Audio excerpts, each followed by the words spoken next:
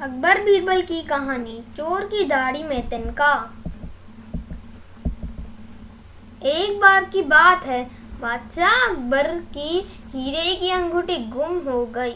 उन्होंने उसे काफी तलाशा, लेकिन वह नहीं मिली। उन्होंने इस बात का जिक्र बीरबल से किया तो बीरबल ने पूछा, हजूर, क्या आपको याद है कि आपने वह अंगूठी कहाँ उतारी थी?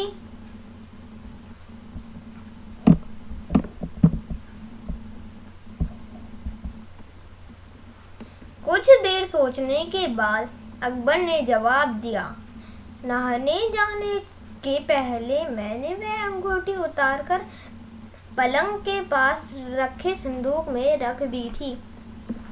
नहाकर आने के बाद मैंने देखा कि अंगूठी गायब है। हजूर, तब तो हमें संदूक सहित इस पूरे कमरे की अच्छे से तलाशी लेनी चाहिए। अंगूठी यहीं कहीं होगी, बीरबल बोला। लेकिन यहाँ नहीं थी।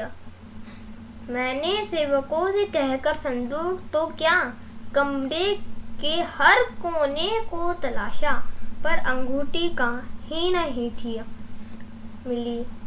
अकबर ने कहा, तब तो आपको अंगूठी गमी रही है। हजूर, चोरी हुई है और चोर आपके सेवकों में से ही कोई एक है। आप इस कमरे की साफ सफाई करने वाले सेवकों को बुलाइए। अकबर ने सभी साफ सफाई करने वाले सेवकों को बुलाया लिया।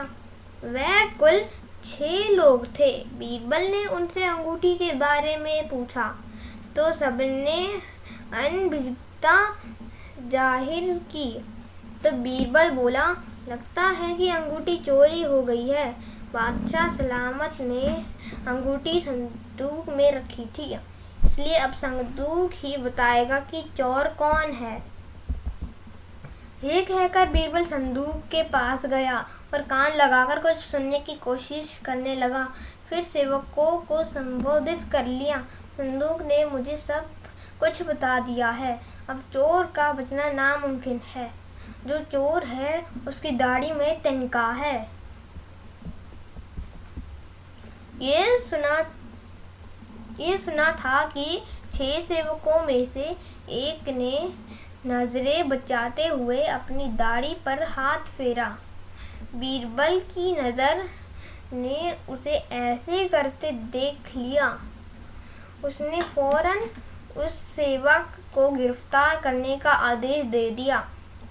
कड़ाई से पूछताछ करने पर उस सेवक ने सच उगलकर अपना दोष स्वीकार कर लिया।